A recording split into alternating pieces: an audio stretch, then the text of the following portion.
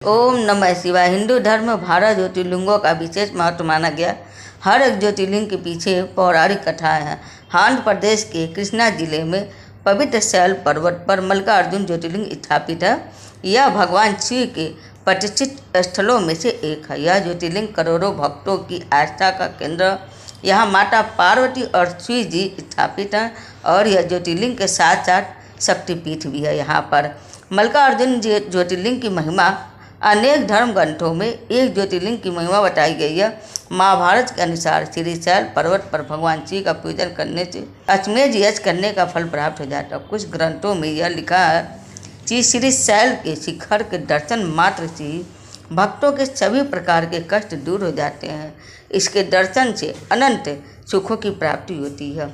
पौराणिक कथा के अनुसार, वेद पुराणों के अनुसार, एक बार भगवान शिव के दोनों पुत्र गणेश जी और कार्तिकेय जी विवाह के लिए आपस में झगड़ रहे थे।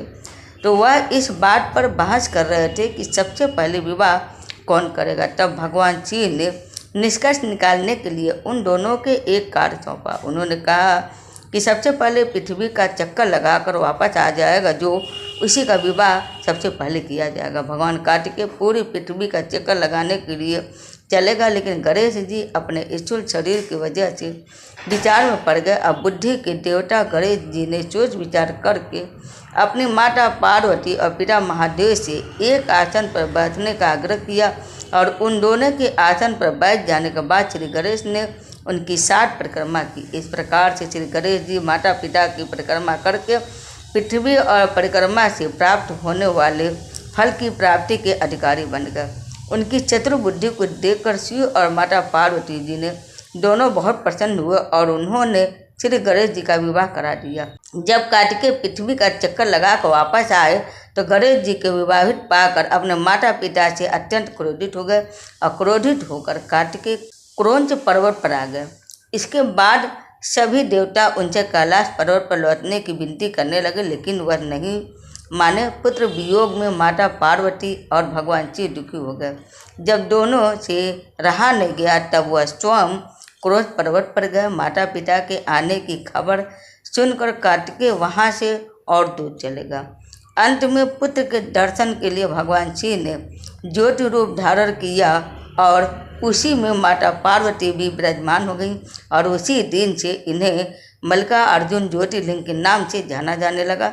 इसमें मल्लिका माता पार्वती का नाम है, जबकि अर्जुन भगवान शंकर को कहा जाता है। इस प्रकार से सम्मिलित रूप से मल्लिकार्जुन ज्योतिर्लिंग पूरे जगत में प्रसिद्ध हुआ। तो बोलिए भोलेनाथ माँ पार्वती की जय हो। एक अन्य कथा के अनुसार, क्रौंच पर्वत के समीप में ही चंद्रगुप्त नामक किसी राजा की राजधानी थी। उनकी राजकन्या किसी संकट में उलझ गई थी। उस विपत्ति से बचने के लिए वह अपने पिता के राजमहल से भागकर पर्वतराज की शरण में पहुंच गई। वह कन्या ग्वालों के साथ कंदमूल खाती और दूध पीती थी। इस प्रकार से उसका जीवन निर्वाह उस पर्वत पर होने लगा। उस कन्या के पास एक श्याम काली गौ की, जिसका सेवा वह स्वयं करती थी। उस गौ के साथ विचित्र घटना घटी।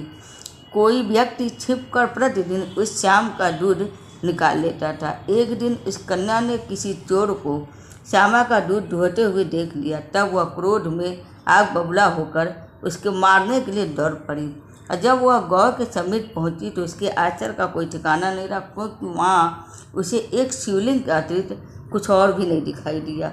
आगे चलकर उस राजकुमारी ने उस शिवलिंग के ऊपर एक सुंदर सा मंदिर बनवा दिया। वही प्राचीन शिवलिंग आज मल्लिकार्जुन ज्योतिर्लिंग के नाम से प्रसिद्ध है। मल्लिकार्जुन की कथा संपूर्ण हुई। आशा करती हूँ आप सबको मेरा वीडियो पसंद आया होगा। हरे कृष्ण, हर हर महादेव।